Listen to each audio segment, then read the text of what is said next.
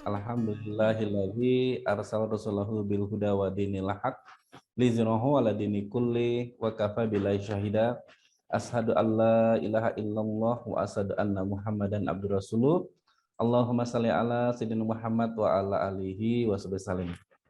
Bapak Ibu yang dirahmati Allah Subhanahu wa taala, pertama-tama mari kita panjatkan puji dan syukur kita kepada Allah Subhanahu wa taala atas segala berkah dan rahmatnya kepada kita semua, sehingga kita pada kesempatan pagi yang barokah ini bisa bertemu, bisa bersilaturahmi, bisa ngopi bareng ya, belajar bersama di pagi hari ini.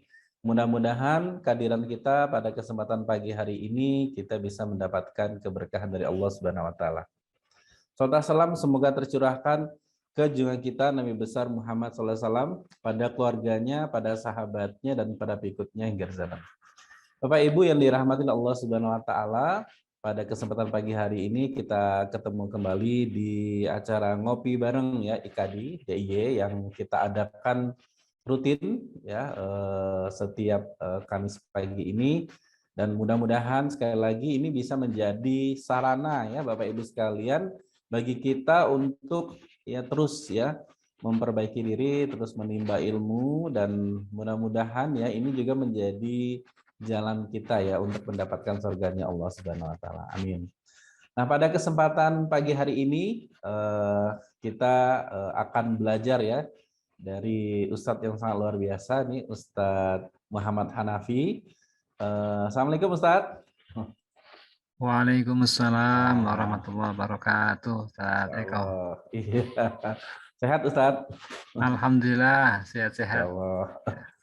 Ya, pada kesempatan hari ini Ustadz Muhammad Hanafi akan sharing kepada kita berkaitan tentang tafsir ya surat Al-Qalam, yang ini berkaitan tentang dinamika ya dakwah Rasulullah.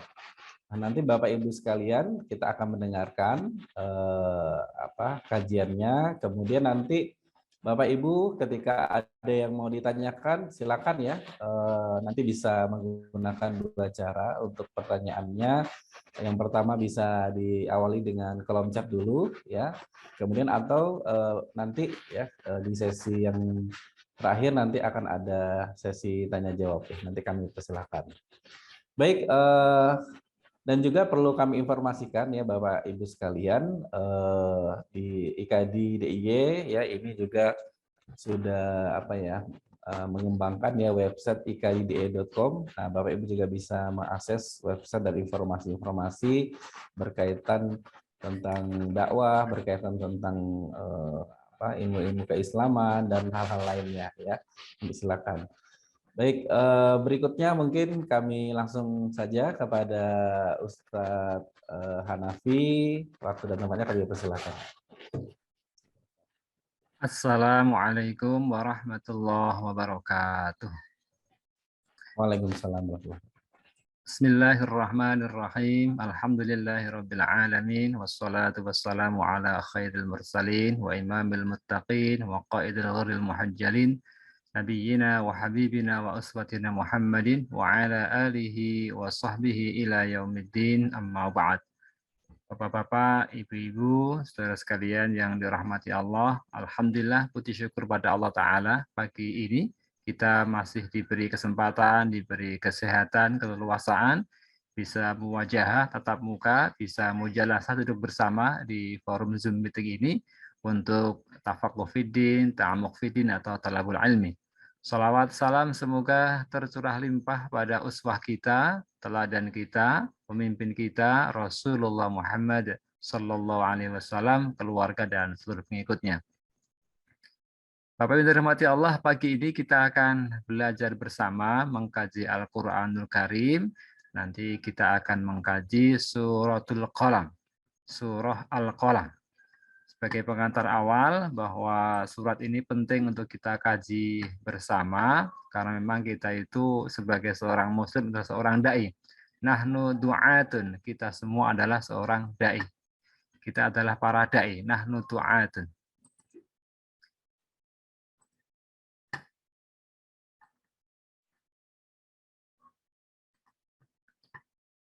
Baik, Slides-nya sudah tampil ya, Ustadz Eko ya? Sudah, Ustaz, sudah. Ya, Tinggal di full screen. baik ya. Kita akan mengkaji ini suratul Qalam, Al-Qalam ya.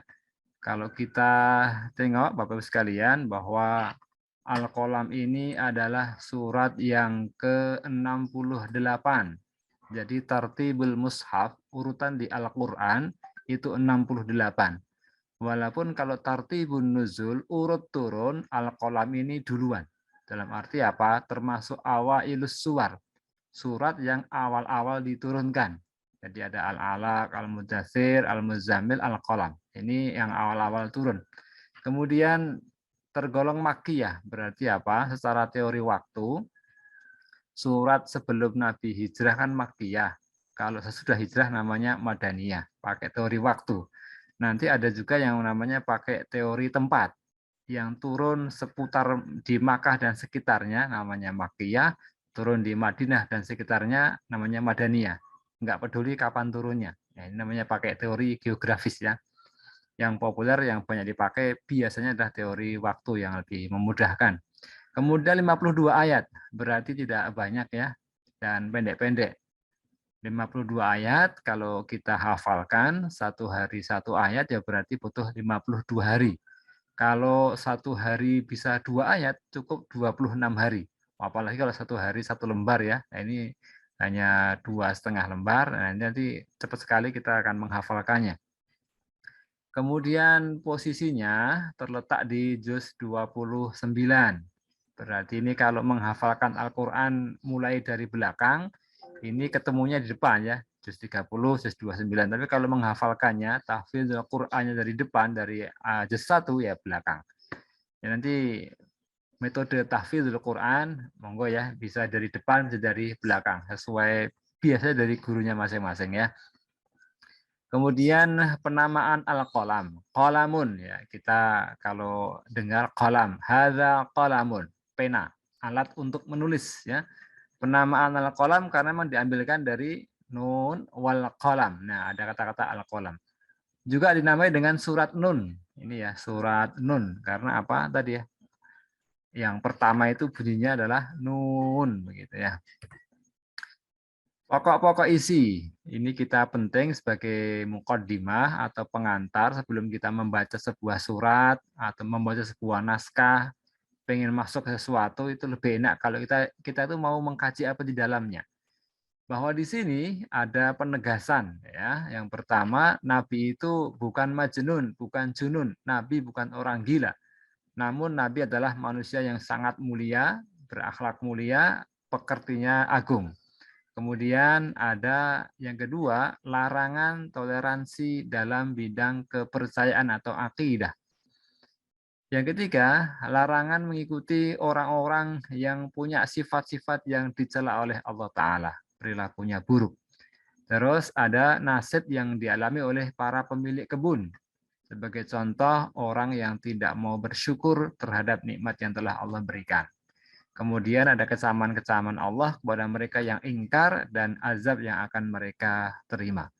52 ayat berisi banyak hal, tentu pagi ini tidak bisa kita kaji semuanya ya. Nanti karena mengkaji perlu pelan-pelan agar kalam Allah ini bisa memberi inspirasi pada kita untuk semakin berubah kepada kebaikan dan semakin menyemangati kita dalam berislam. Pagi ini yang kita gunakan sebagai referensi adalah kitab dari Syekh Abdurrahman As-Sa'di. Jadi kita pakai tafsir As-Sa'di dari Saudi ya. Judul kitabnya itu Taisirul Karimir Rahman fi Tafsir Kalamil Mannan. Ini termasuk ya min tafasiril Qur'anil Karim fil asril hadis, termasuk tafsir di abad modern ya, masa modern. Syekh As-Sa'di nulis tafsir ini tahun 1342 Hijriah sampai tahun 1344. Berarti 2 tahun beliau menulis tafsir ini ya. Karena umruhu hina bada'ahu khamsatun wasalasun aman. Usia Syekh As-Sa'di ketika menulis tafsir ini 35 tahun. Wa atammahu walahu minal umuri sab'atun wasalasuna aman. Kemudian beliau menyempurnakan penulisan ini, umur beliau sab'atun wa salasun, 37.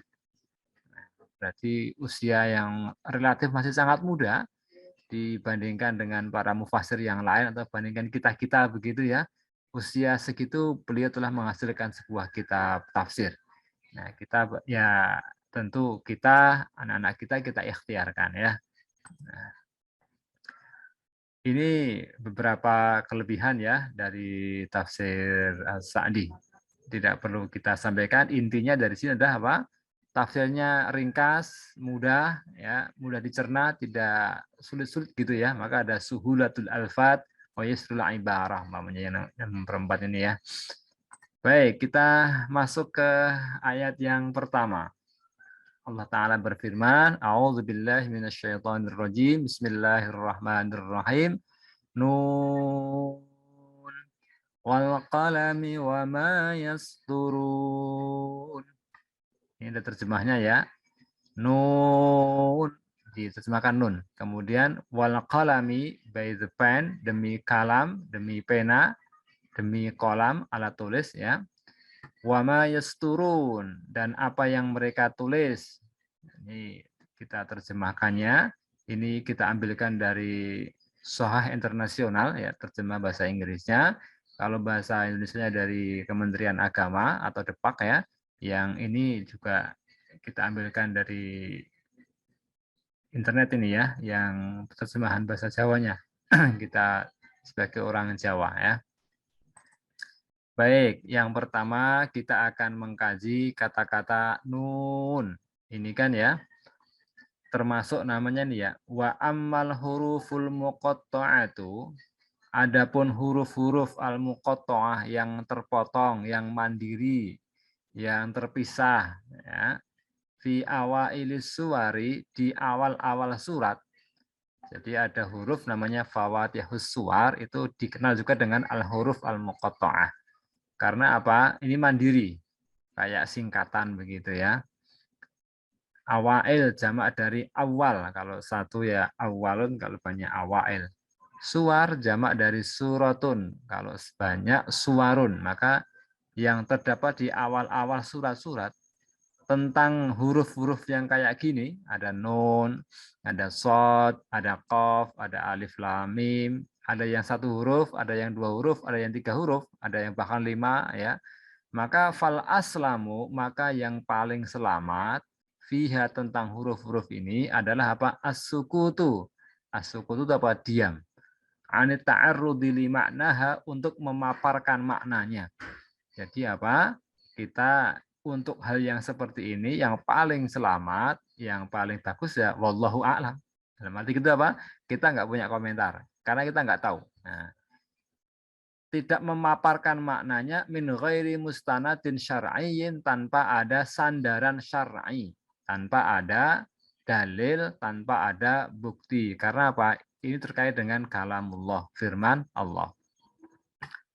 Ma'al jazmi, disertai keyakinan, disertai ketetapan ya, bahwa bi annallaha ta'ala, bahwa sesungguhnya Allah Ta'ala lam yangzilha, tidak menurunkan huruf-huruf abasan sia-sia.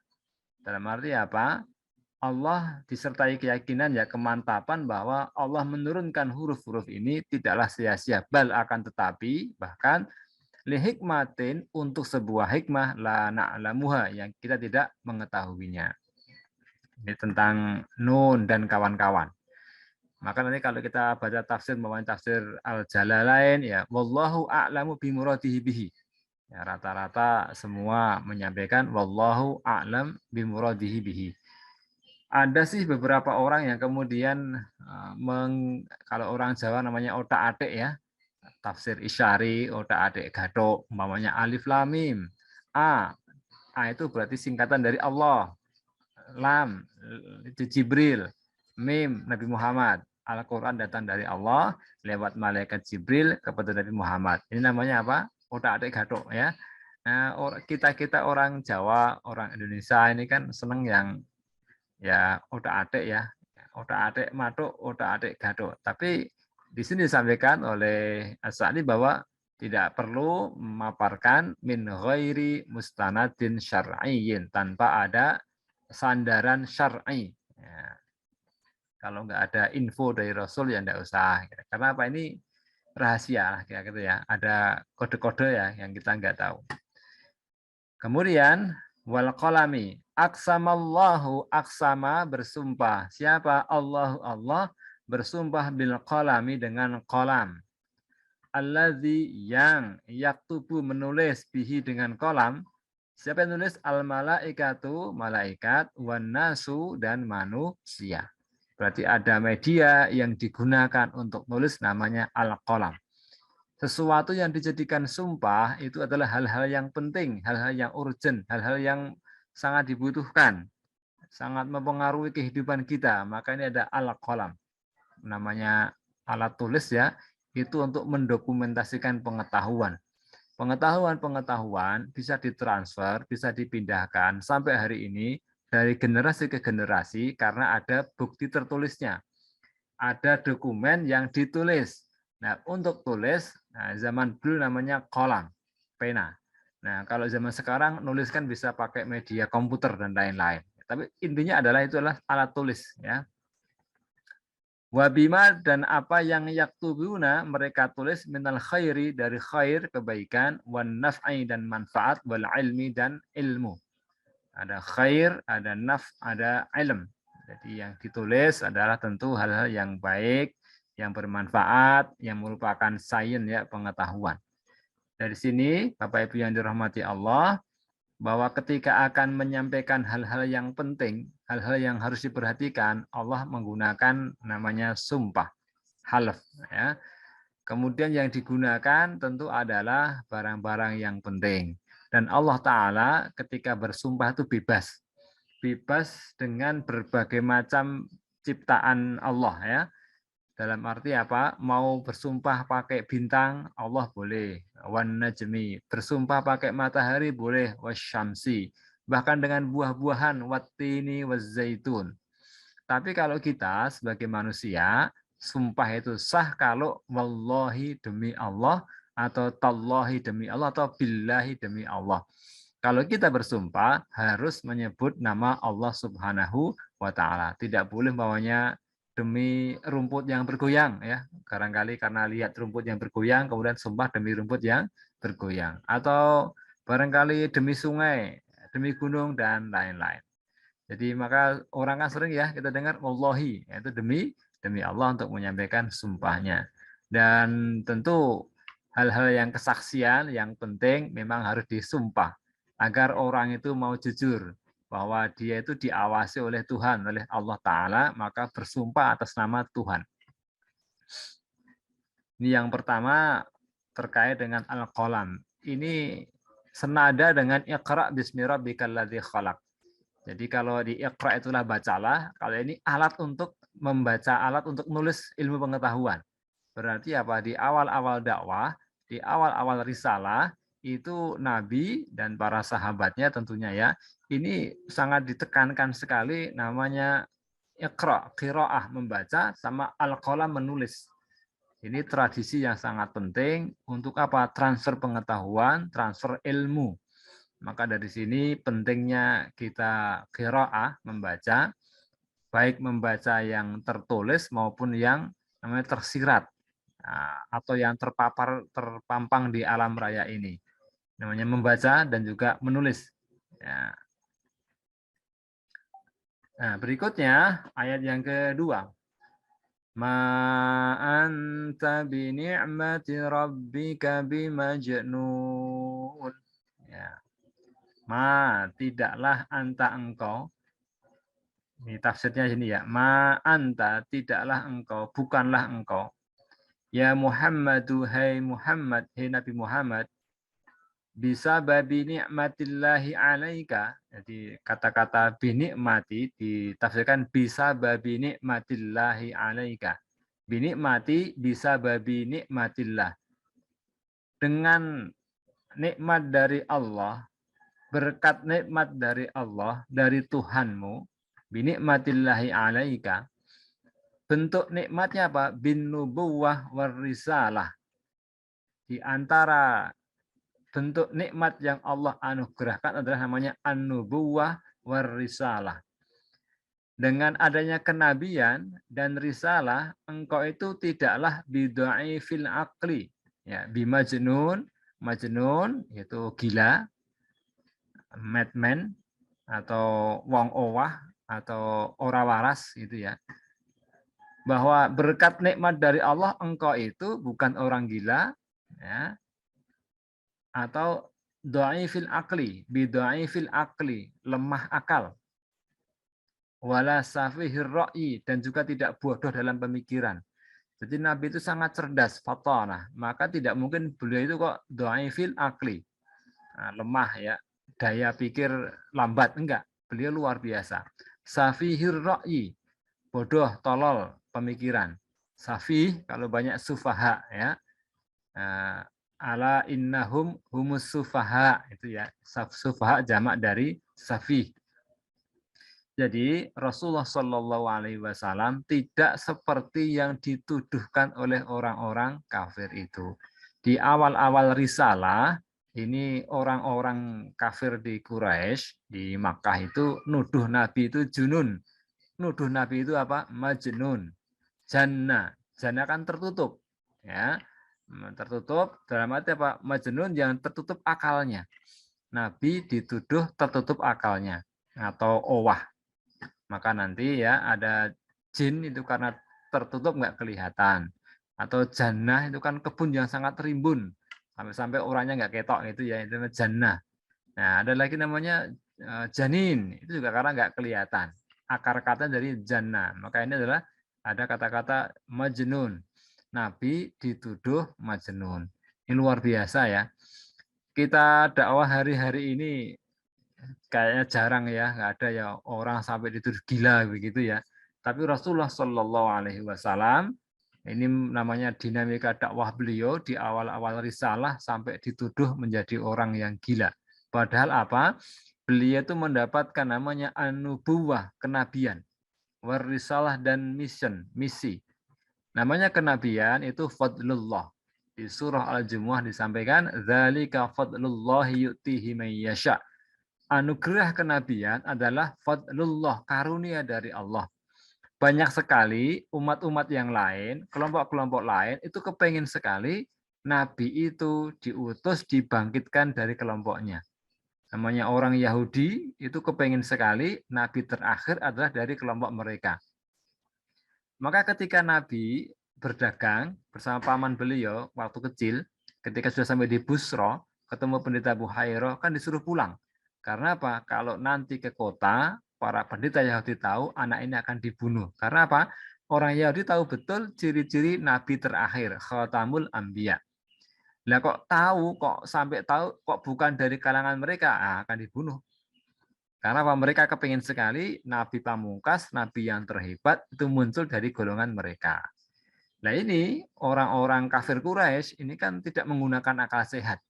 Malah nuduh Nabi sebagai orang yang gila. Nah, yang gila itu siapa? Ya mereka itu. Karena apa? Mereka tidak menggunakan akal sehatnya, tertutup pemikirannya. Bahwa dikasih anugerah yang demikian luar biasa, justru kok malah diingkari, dimusuhi. Itu namanya tidak menggunakan akal sehat. Dzalika fadlullahi yu'tihi man yasha, ya. Padahal yang merupakan apa? Karunia dari Allah. Kenabian ya. Maka nanti sahabat sekalian ya, bisa belajar namanya dalailun nubuwah, bukti-bukti dalil-dalil kenabian atau alamatun nubuwah, tanda-tanda kenabian. Nabi itu ya sebagai seorang nabi itu oleh Allah dikasih perangkat-perangkat, tanda-tanda, sinyal-sinyal bahwa beliau masuk orang nabi. Sejak kecil sampai remaja sampai beliau jadi nabi itu banyak sekali bukti-bukti otentik bahwa beliau seorang nabi-nabi, seorang nabi, bukan nabi kaleng-kaleng atau nabi yang ngaku-ngaku begitu ya. Ini luar biasa. An-nubuwah. Kita dengan Ustadz iya ngomong. Kemudian ar-risalah, nabi itu membawa agama yang merupakan agama misi, dalam arti apa? Agama yang harus disebarluaskan. Jadi dalam berislam ternyata tidak cukup hanya dengan menjadi orang yang ahli ibadah. tapi juga harus menjadi ahli dakwah. Karena apa? Islam ini adalah agama misi, kita sebarluaskan. Sehingga harusnya apa? Berkembang kemana-mana. Maka nahnu du'atun, kita semua adalah para da'i. Sebagai apa? Melanjutkan risalah Rasulullah Muhammad Sallallahu Alaihi Wasallam. Kalau hanya, maaf ya, kalau kemudian orientasinya hanya ibadah tok, itu nanti kita namanya lepas dari sejarah. Para sahabat itu, walaupun mereka tinggal di Mekah, tinggal di Madinah, menyebar kemana-mana. Karena apa? Pengen mendakwahkan Islam ini. Kalau hanya kemudian tekun ibadah, kan sebenarnya tinggal di Mekah cukup, tinggal di Madinah cukup, beribadah sepuas-puasnya. Tapi ternyata mereka kepingin agar dunia ini tercerahkan oleh agama Islam. Mereka kepingin rahmat Allah ini menyebar kemana-mana, maka berdakwah. Dan Islam adalah agama misi, ya. Nah, maka ini namanya bin nubuwah warisalah. Ini harus kita sadari betul. Pertama, Nabi betul-betul seorang Nabi, ada alamatun nubuwah, tanda kenabian, secara fisik ada, secara wahyu ada, ya. Kemudian juga bukti-bukti yang dialami oleh para sahabatnya. Ini namanya an-nubuwah. Nanti banyak ya mukjizat yang bisa kita kaji terkait dengan bukti-bukti kenabian beliau. Informasi-informasi. Dan yang paling pokok ya Al-Quran ini. Al-Quran ini adalah bukti otentik bahwa beliau adalah seorang nabi. Karena apa? Wahyunya sampai hari ini bisa kita nikmati, bisa kita rasakan, bisa kita kaji. Ya. Jadi yang pertama tadi, dinamika pertama, Nabi tabah betul menerima namanya tuduhan. Namanya ini gangguan pertama adalah apa? Dituduh sebagai orang gila. Wah, ini efeknya besar ya. Kalau bagi yang nggak kuat bisa stres juga ya. Tapi Nabi adalah orang yang hebat, orang yang luar biasa keteguhannya sehingga tidak terpengaruh oleh namanya tuduhan-tuduhan ini. Yang kedua disampaikan di sini di ayat yang ketiga ya. Wa inna laka la ajran ghaira mamnun. Wa inna, dan sungguh laka bagimu la ajran, betul-betul pahala, ghairu mamnunin, yang tidak terputus.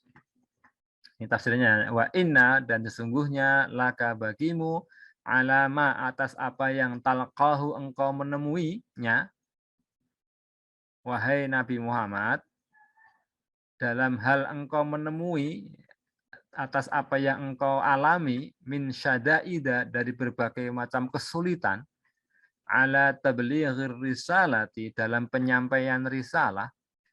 Nabi itu kan dalam berdakwah itu mendapatkan namanya syada'id ya, kesulitan, halangan, rintangan, hambatan.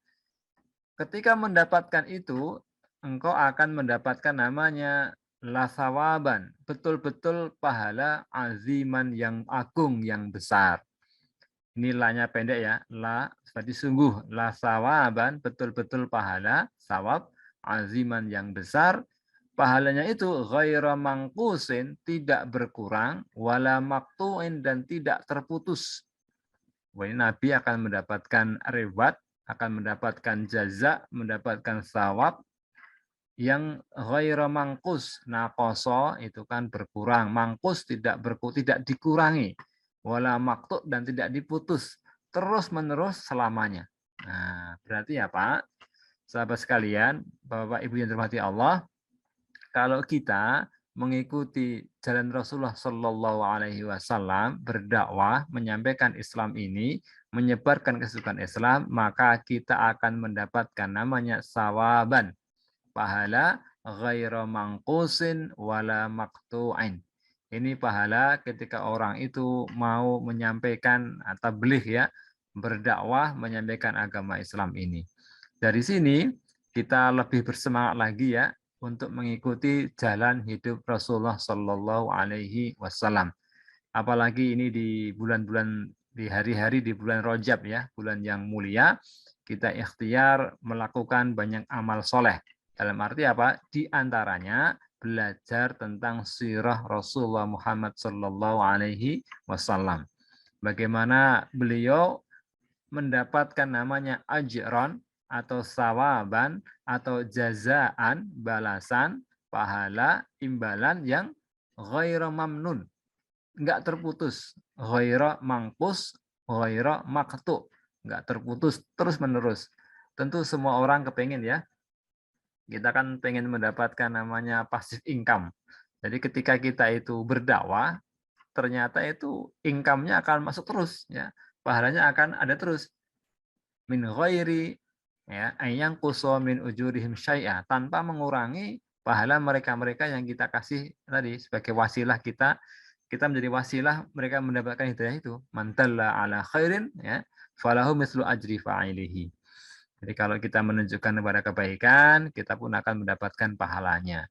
Bahkan ajaran ghaira mamnun.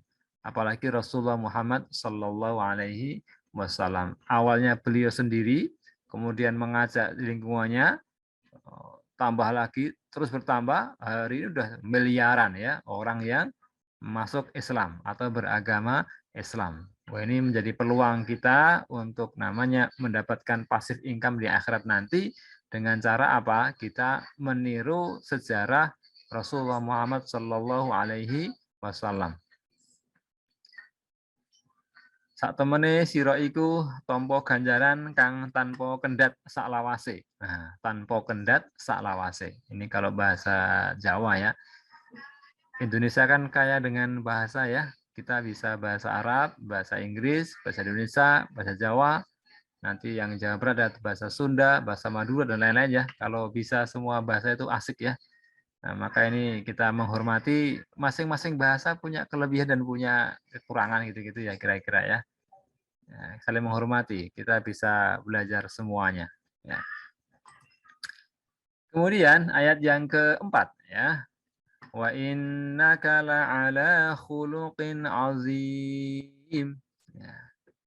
Ketika Nabi dituduh dengan gila, kemudian dihalang-halangi, diteror ya, para sahabat disiksa dan lain-lain, ternyata Allah menandaskan bahwa wa innaka, dan sungguh engkau Rasulullah la'ala, betul-betul di atas atau berada dalam khuluqin, perilaku, pekerti azimin yang agung.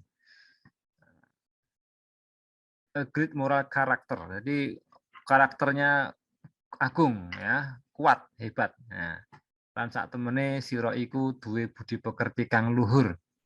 Nah, budi pekertinya apa? Luhur. Luhur itu di atas gitu ya. Maka ada sholat zuhur ya, ketika matahari pas di atas gitu ya. Zuhrun, tampak ya. Wa innaka, dan sesungguhnya engkau Muhammad, ya Muhammad, tuhai Muhammad, Nabi Muhammad ya, la'ala khuluqin azimin, betul-betul berada dalam pekerti yang agung. Wa huwa, maksud dari akhlak yang agung adalah apa? Ma sesuatu istamala, mencakup ya, tercakup alhi atasnya Al-Qur'anu, dalam Quran, min makarimil akhlak, dari akhlak yang mulia. Jadi maksudnya akhlak yang mulia adalah apa? Al-Quran itu telah menjadi akhlaknya Rasulullah Shallallahu Alaihi Wasallam. Jadi aplikasi, penerapan, praktek Al-Quran, kaidah-kaidah akhlak yang di Al-Quran itu sudah tercakup, ya, sudah terdapat atau namanya terekam dalam diri Rasulullah Muhammad Shallallahu Alaihi Wasallam. Ini luar biasa ya. Nabi telah mempraktekkan, berarti apa? Sebagai uswah hasanah, mencakup, meliputi ya. Ini maka ada kata-kata kita ya, namanya syamil, syumul, ya, itu integral, semuanya, menyeluruh gitu ya. Aliyan bihi, tinggi, musta'liyan, ya, irtafa'a ya, meninggi. Bihuluqika, dengan pekertimu, alladzi yang manallahu, Allah berikan, alaika, atasmu, bihi, dengannya ya. Wa hasala khuluquhul azim, Nabi bisa mendapatkan, memperoleh ya akhlak yang pekerti yang agung, mas bagaimana yang fassarathu ya, menafsirkan, menjelaskan bihi dengannya Ummul Mukminin, ibunya orang-orang yang beriman, pemahaman bahwa Nabi akhlaknya adalah agung, ini sebagaimana yang dijelaskan ya fassarathu oleh Ummul Mukminin Aisyah radhiyallahu anha. Aisyah, Ibunda Aisyah radhiyallahu anha menjelaskan liman kepada orang sa'alaha yang bertanya kepada Aisyah anhu tentang Rasul. Faqalat, maka Ibu Aisyah menjawab, kana khuluquhul Qur'an. Adalah akhlak Nabi itu Al-Qur'an. Berarti apa? Nabi itu sebagai contoh aplikasi penerapan Al-Qur'anul Karim. Bagaimana ketika beliau di awal dakwah akhlaknya ya sabar luar biasa. Bagaimana akhlak beliau ketika Islam udah jaya di Madinah. Ternyata apa? Beliau tidak dendam. Orang-orang yang memusuhi yang kemudian masuk Islam itu tidak dihukum. Bagaimana Khalid bin Walid masuk Islam. Bagaimana Amr bin As masuk Islam. Bahkan bagaimana Ikrimah. Ikrimah itu anaknya Abu Jahal. Bahkan bagaimana Abu Sufyan masuk Islam, semua diterima dengan senang hati Rasulullah Muhammad SAW. Coba kalau Rasul itu dendam, orang ini ketika masuk Islam pasti akan dihukum dulu. Ya paling enggak kalau kayak di penjara itu ya, orang yang baru masuk itu biasanya akan dikasih pelatihan dan seperti itu ya. Nabi enggak, disambut dengan senang hati, disambut dengan sukacita. Khalid bin Walid dan Ikrimah ini kan dua senopati yang dulu bikin umat Islam kalang kabut ketika perang Uhud dengan pasukan berkudanya. Tapi ketika masuk Islam diterima. Amr bin As itu sampai nyusul ke mana itu Habasyah ya, ke Najasyi ketika kaum muslimin hijrah yang pertama itu, tetap ketika masuk Islam disambut dengan senang hati oleh kaum muslimin. Bahkan Abu Sufyan itu panglima tertinggi yang nyerang Madinah ketika perang Khandaq atau perang Ahzab. Tapi ketika masuk Islam tetap disambut dengan senang hati Rasulullah Muhammad SAW. Inilah bukti tingginya, agungnya akhlak beliau. Wah, ini kalau kita bisa mencontoh pemaafnya Nabi itu luar biasa ya. Ini memang beliau khuluqin azimin, manusia agung yang tidak ada bandingnya, nggak ada tandingnya. Hatinya begitu lapang. Ketika orang masuk Islam, itu kemudian disambut dengan senang hati. Nggak ada denda, nggak ada apa-apa. Pokoknya disambut sebagai keluarga seorang Muslim. Sebagai pribadi seorang Muslim, nggak ada hukuman-hukuman. Nah ini ya. Bahkan ada namanya pembunuh Sayyidina Hamzah ya. Ya, itu kan kemudian tetap diterima masuk Islamnya. Ini luar biasa Rasulullah Muhammad Sallallahu Alaihi Wasallam. Nanti aspek akhlak ini ya. Jadi ketika bagaimana beliau menerima halangan, menerima cobaan, ini akan menjadi bukti orang itu akhlaknya kayak apa. Dan Rasulullah menjadi buktinya, manusia paling hebat. Bukti lagi bahwa beliau betul-betul akhlak luar biasa. Beliau kan punya 7 putra-putri. Ya. Dari mulai Qasim, Abdullah ya, kemudian ada putri-putri beliau ya, dari mulai Ruqayyah, Ummu Kulsum ya, kemudian Zainab, kemudian Fatimah sama Ibrahim putranya, yang 3 putra, 3 putri. Ternyata apa? 7 putra-putri itu 6 diantaranya Nabi menyaksikan wafatnya. Nabi melihat wafat putra-putrinya itu 6 orang. Jadi putra-putri Nabi 6 orang diantaranya wafat ketika Nabi masih hidup. Ini cobaan yang luar biasa bagi seseorang ya, bagi orang tua ketika menyaksikan putra-putrinya wafat. Dan Nabi Muhammad SAW luar biasa kekuatannya. Ini mengalami wafatnya 6 orang. Kemudian yang wafat setelah Nabi wafat kan hanya Fatimah. Fatimah wafat 6 bulan setelah Nabi wafat. Ini apa namanya? Kekuatan batiniah, ruhiyah beliau luar biasa. Cobaan yang demikian banyak, tapi beliau tetap namanya tabah dan kuat. Maka ini wa innaka la'ala khuluqin azimin. Kita ikhtiar belajar bagaimana ketangguhan namanya pribadi beliau dalam mengemban misi dakwah ini luar biasa. Wa innaka la'ala khuluqin azimin. Fasatubsiru wa yubsirun. Ayat yang kelima ya. Fa maka sa akan tubsiru engkau melihat, maka kelak kamu akan melihat. So you will see. Ya. Wa yubsirun dan mereka pun akan melihat. Absara yubsiru. Ya. Mereka pun akan melihat. They will see. Mereka pun akan melihat. Lan sira bakal weruh sarta dheweke iya bakal weruh, bakal ngerteni. Fang qaribin maka dari dekat, enggak lama itu ya.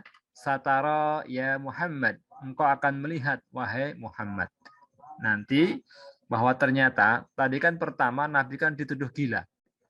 Tapi ini enggak perlu dijawab dengan aneh-aneh. Dalam jangka waktu enggak lama akan terlihat siapa yang gila. Ya, kita lihat di sini. Ya, bi ayyikumul maftun, siapa di antara kamu yang gila? Nah, ya. Wayaral kafirun, orang-orang kafir akan melihat fi ayyikum, siapa di antara kalian al fitnah wal junun, yang kena fitnah dalam arti apa? Gila itu, wal junun dan mengalami kegilaan. Dan ternyata tidak lama ya, dalam jangka waktu 23 tahun, Nabi telah sukses gilang gemilang mendakwahkan Islam ini, sehingga Jazirah Arabia telah menjadi Muslim. Wilayah ya, orang-orang di Jazirah telah menjadi Muslim-Muslimah. Ini menjadi bukti jawaban, siapa yang gila. Nah, dengan hasil ini, tentu orang akan bisa melihat bahwa Nabi itu bukan orang gila. Nabi tidak gila, justru yang gila adalah orang-orang yang melawannya itu. Mereka tertutup akal sehatnya, junun, majnun. Ya, ini sebagai bukti ya, 23 tahun itu enggak lama ya. Kalau teman-teman ya ada yang nikah tahun 99, berarti ya hari ini udah 23 tahun. Yang nikah tahun 99. Kalau nikah tahun 2000 ya udah hampir. Itu kan kayak nggak kerasa ya kan, nikah sudah 20 tahun, 10 tahun, 25 tahun pun nggak kerasa ya. Kalau ada keluarga udah anak-anaknya udah kuliah dan nikah, tentu ya sekitar hampir 20-an tahun lebih menikahnya. Nah, berarti apa? Ternyata tuduhan itu dibuktikan dengan realitas bahwa ternyata tuduhan itu tidak benar. Justru Nabi lah yang akhlaknya luar biasa, sabar dalam berdakwah, mengalami berbagai macam hal. Ini dinamika dakwah beliau luar biasa. Dari mulai dakwah secara sirri ya, sirriyatud dakwah, dakwah di awal-awal itu rahasia, ya dalam arti apa? Diam-diam, tidak dipublikasikan secara umum. Kemudian sampai jahri ya, ketika beliau dakwah secara terbuka, terang-terangan. Ini halangan, gangguan, fitnah luar biasa ya kalau kita melihat ya, bahkan sampai peperangan itu karena apa? Untuk mempertahankan sebuah keyakinan. Ini dari sini ya sampai ayat yang kelima ini kita akan tahu menjadi bukti bahwa dakwah Nabi dinamis sekali ya kan, dari mulai sendiri banyak pertentangan sampai kemudian berhasil. Maka orang-orang sahabat Nabi ya lafi dolalin mubin pada awalnya, wa ingkanu min qablu lafi dolalin mubin, pada awalnya orang-orang di Jazirah Arabia, para sahabat itu mayoritas berada dalam dolalin mubinin, kesesatan yang nyata. Tapi setelah 2-3 tahun dakwah Nabi, maka kuntum khaira ummah, kalian adalah sebaik-baik umat. Dalam jangka waktu yang relatif pendek, 2-3 tahun, orang-orang yang pada awalnya rusak, pada awalnya sesat, pada awalnya jahat, zalim, menjadi kuntum khaira ummah, menjadi umat yang terbaik, ukhrijat linnas, yang pernah dikeluarkan ya di alam raya ini bagi manusia. Ini karena apa? Ini mereka berhasil dididik, ditarbiyah, digembleng oleh Rasulullah Muhammad Sallallahu Alaihi Wasallam. Ini masa penggemblengan yang luar biasa. Ya. Kemudian ayat yang kelima, ya. Inna rabbaka huwa a'lamu biman dhalla an sabilihi wa huwa a'lamu bil muhtadin. Ya. Inna sesungguhnya Rabbaka Tuhanmu huwa dia Tuhanmu a'lamu lebih tahu ya, yang paling tahu biman dengan orang yang dhalla sesat ya, an sabilihi dari jalannya Allah, dari jalannya Rabb ya. Wa huwa dan Allah a'lamu yang paling tahu bil muhtadin terhadap orang yang mendapatkan petunjuk. Nah, ini Ustaz Eko berapa menit lagi untuk pemaparannya?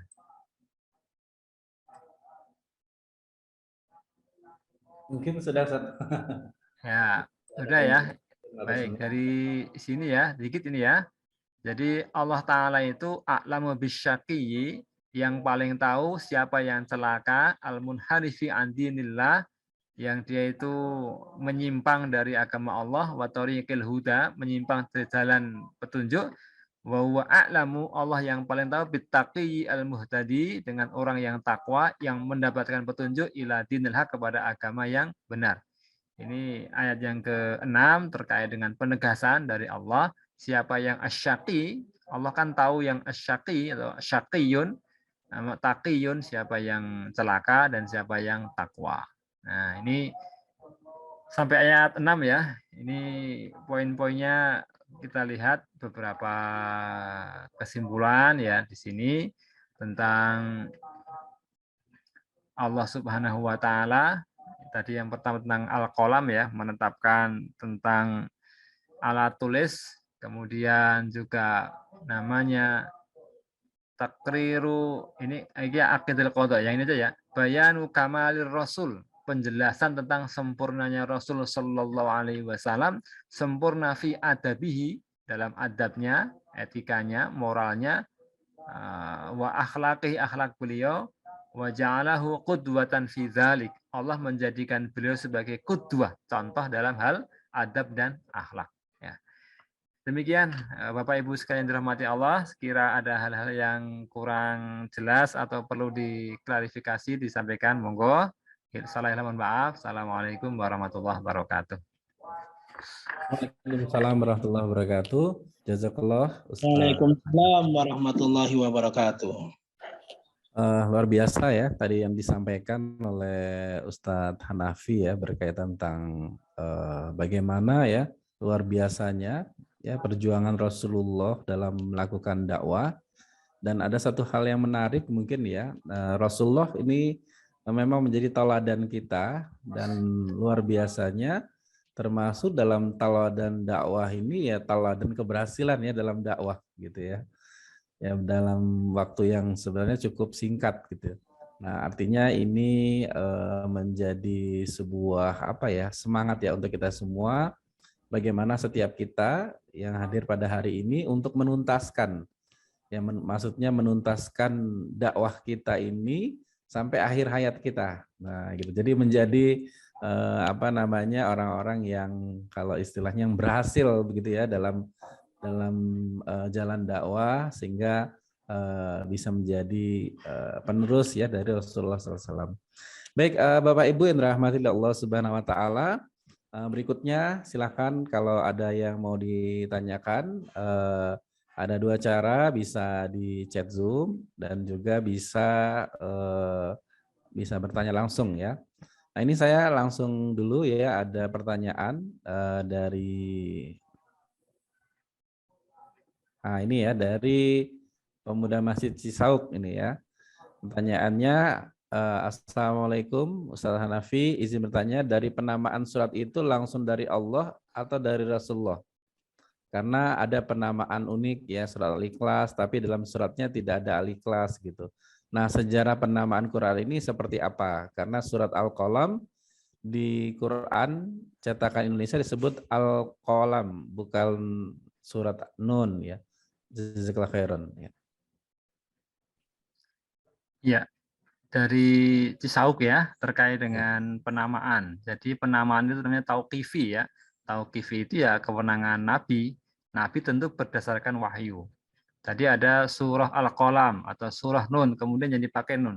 Sebagai ilustrasi, umpamanya di Indonesia, itu kan ada dulu di Lajnah Pentasih Mushaf Al-Quran, ini untuk al-insyirah itu mau di al-insyirah atau asyarah, nah gitu ya. Nah ternyata kemudian dipilih salah satu. Ya, ini adalah para penamaan. Jadi kita nggak bisa ngarang-ngarang. Tadi maunya ada al-ikhlas. Ya, walaupun disebutkan surat kulhu atau surat al-ikhlas. Jadi penamaan kalau orang Jawa kan jenengke kan bancai ya kan. Jadi jenengke orang hatan jenengke gitu ya. Jadi yang menamakan adalah Rasulullah Muhammad Shallallahu Alaihi Wasallam, namanya tauqifi. Tadi walaupun kemudian yang dipakai, yang disepakati kita pakai salah punya al-qalam, tidak nun, walaupun boleh dipakai nama dengan surat nun ya. Tapi kemudian yang populer ya aghlabiyahnya umumnya pakai itu. Ada surat Ghafir, surat Mukmin, itu pilihan-pilihan. Jadi memang kadang kan sesuatu itu bisa punya banyak nama. Kita pun bisa punya banyak nama. Ada alias-aliasnya, tapi yang populer apa? Nah, gitu ya. Tapi nama-nama itu tentu yang maunya Al-Fatihah dikatakan As-Sab'u Al-Masani, Ummul Kitab ya, La Sholata liman lam yaqra bi Fatihatil Kitab ya, atau Ummul Kitab itu yang namakan adalah dari Rasulullah Muhammad Shallallahu Alaihi Wasallam, tauqifi namanya. Ya, syukran. Baik ya. Baik, berikutnya materinya bagus, Ustaz, bisa di-share ya. Minta materinya, Ustaz, nanti. Ya, insya Allah kita share ke panitia ya. Ya, nanti biar di-share di grup ya. Nanti teman-teman yang ingin mendapatkan materi bisa join grup ya. Mungkin Ustadz Mujari bisa di-share ya link grupnya gitu di chat Zoom. Kemudian ini, nah dari pemuda Masjid Cicauk itu translate-nya Jawa mana ya, Ustadz? Nah kalau Oh ya, kata Sira mirip Jawa Serang Banten ya. ya terkait dengan bahasa ya, bahasa-bahasa Jawa, bahasa Sunda, bahasa Banten pasti ada kata-kata yang mirip-mirip, Mirip. ya kan ya. Saya dikit-dikit ya saate ya bahasa Sunda gitu ya, saate dikit-dikit, saate itu dikit ya. Ini karena istri saya orang Sunda ya, jadi saya juga tahu banyak bahasa Sunda itu yang mirip-mirip dengan bahasa Jawa. Tentu sama juga antara yang bahasa Jawa, kemudian bahasa Sunda, bahasa Banten ya. Siro tadi yang kita pakai yang bahasa Jawa Jawa Tengah ya, Jawa Jogja. Jadi tentu ada hampir-hampir sama ya kata-kata antara yang di Jawa Tengah, kemudian Jawa Barat, ya karena satu wilayah tetap ada interaksi sehingga kata-kata itu bisa sama ya. Jadi yang kita pakai tadi bahasa Jawa Jawa Tengah atau Jogja lah gitu ya. Jawa suku Jawa ya gitu. Ya, syukron. Oke, berikutnya Ustadz. Ini dari Pak Bambang Iriawan. Surat Nun itu surat diturunkan yang keberapa dalam turunnya wahyu? Ya, jadi namanya ada Tartibul Mushaf sama Tartibun Nuzul. Tartibul Mushaf itu kan urutan surat-surat di Al-Qur'an yang udah jadi sekarang ini ya, di wahyu yang apa? Urutan yang di kitab sekarang, yang Al-Fatihah, Al-Baqarah, Ali Imran dan sampai An-Nas. Ada Tartibun Nuzul, urut turun. Ya, beberapa pendapat menyampaikan bahwa Al-Qalam itu urutannya Ar-Rabi'ah, yang keempat. Jadi ada namanya Al-Alaq, Al-Mudathir, Al-Muzammil, kemudian Al-Qalam. Berarti masih di awal-awal dakwah Rasulullah Muhammad Shallallahu Alaihi Wasallam. Tapi nanti surat-surat itu kan kadang-kadang kan turunnya kan parsial ya, nggak lengkap satu surat gitu ya. Yang lengkap pertama ya suratul Fatihah itu ya. Al-Alaq kan juga cuma 5 ayat ya, 19 ayat tapi turun pertama 5 ayat, nanti yang lainnya di lain edisi. Ya. Gitu. Oke. Wallahu a'lam. Baik, jazakallah Ustaz. Nah berikutnya ini ada Pak Ahmadi dari Sleman yang mau bertanya langsung. Silakan Pak Ahmadi. Assalamualaikum warahmatullahi wabarakatuh. Waalaikumsalam warahmatullahi wabarakatuh. Monggo Pak Ahmadi. Nabi, mohon ini pencerahan. Selama ini yang saya dengar atau saya ketahui kan di antara para keturunan Rasulullah atau para habaib dan saifah itu kalau habaib laki-laki boleh menikah di luar silsilah yang lurus sampai Rasulullah SAW. Tetapi kalau yang wanita yang disebut syarifah itu sangat sulit untuk menikah dengan laki-laki yang tidak memiliki silsilah sampai ke Rasulullah SAW. Sedangkan Rasulullah putra-putranya yang laki-laki kan meninggal di usia anak-anak, mungkin di bawah 10 tahun seperti Ibrahim itu, atau yang lainnya mungkin ya, usia remaja lah, atau mungkin belum balik sudah meninggal, itu kan tidak memiliki keturunan. Nah, ini kok ada semacam perbedaan dalam menanggapi atau mempertahankan silsilah, seolah-olah kalau dari pihak wanita nanti dikhawatirkan silsilah yang langsung ke Rasulullah SAW itu apa semacam dianggap hilang, terputus, atau bagaimana, itu mohon penjelasannya. Terima kasih. Jazakumullah khairan. Wa iyyakum ya. Langsung saja Ustaz Eko ya. Jadi terkait dengan keturunan Rasulullah Muhammad SAW. Ini termasuk namanya hikmah atau rahasia. Kenapa kok keturunan Nabi itu yang berlangsung dari jalur yang wanita. Kalau yang jalur laki-laki, Pak, ini nanti namanya untuk menutup pintu kenabian diantaranya, ya. Karena kalau kemudian ada putra Nabi yang laki-laki, kemudian ada cucunya, semuanya itu nanti pasti akan luar biasa, apa namanya, Pak, dinamika untuk namanya dalam tanda petik ya, dimungkinkan ada namanya kultus begitu, Pak ya. Maka kemudian oleh Allah Ta'ala diputus jalur yang laki-laki. Tapi kan walaupun demikian, jalur perempuan ya kan kemudian juga diakui dalam arti yo gandeng sing kakung orang ya kemudian dipakai yang putri. Karena memang semua juga masih dari jalur namanya dari Bani Hashim ya, dari Nabi Ibrahim lah kira-kira gitu ya. Nah, kemudian terkait dengan menikahnya, jadi dalam Islam sebenarnya siapapun boleh menikah dengan siapapun selama muslim atau muslimah.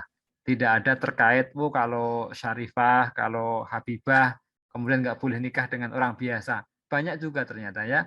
Nah, cuman barangkali karena ini namanya kufu. Kufu itu sepadan, setara ya. Karena kalau kemudian dari segi nasab terlalu jauh, itu nanti bisa ya tadi kurang seimbang, itu kurang bagus. Namanya menikah itu butuh kesepadanan dari sisi nasab, dari sisi harta, sisi pendidikan. Idealnya memang namanya sekufu. Kalau nggak sekufu itu nanti bisa mengguncangkan sebuah keluarga kalau tidak saling pengertian. Maka kalau dari sini, kenapa mereka tidak mau menikah ya? Di antaranya untuk barangkali untuk menjaga namanya nasab ya. Ini untuk biar sekufu. Tapi prinsipnya tetap boleh ya, walaupun bukan syarif menikah dengan syarifah, bukan Habib menikah dengan Habibah, atau sebaliknya itu boleh-boleh saja, nggak ada larangan. Yang penting ya, ini tentu dinikahkan oleh yang berhak, kemudian mereka mau dinikahkan. Kalau di Indonesia ya dengan peraturan di negara Republik Indonesia ya ada undang-undang perkawinan. Demikian Pak Ahmadi, wallahu a'lam. Terima kasih. Oke, baik ya. Berikutnya mungkin udah pas ini ya. 6.30 ya. Oke, baik Bapak Ibu sekalian, alhamdulillah kita sudah berada di penghujung acara dan luar biasa ya kajian kita pada kesempatan pagi hari ini, bagaimana Rasulullah ya ini adalah tauladan kita terutama di dalam menjalani kehidupan ya. Jadi ketika kita mengatakan kita akan mengikuti Rasulullah, maka yang dilakukan oleh Rasulullah itu adalah selain ibadah juga melakukan dakwah begitu ya. Nah, sehingga harapannya setiap kita ini juga menjadi dai ya, seperti hanya IKAD ini ya, menjadi dai yaitu mengajak manusia itu kepada kebaikan, mengajak manusia kepada Allah. Nah, oleh karena itu Bapak Ibu sekalian ya, kita ucapkan dulu ya sebelumnya terima kasih banyak kepada Ustadz Muhammad Hanafi atas sharingnya pada hari ini.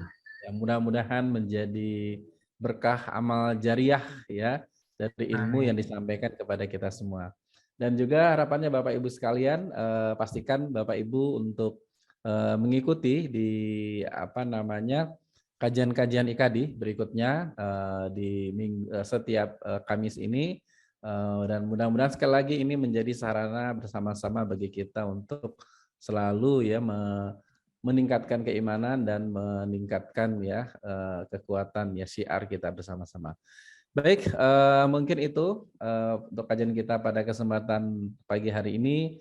Marilah kita tutup ya kajian kita dengan sama-sama membaca hamdalah dan doa kafaratul majelis.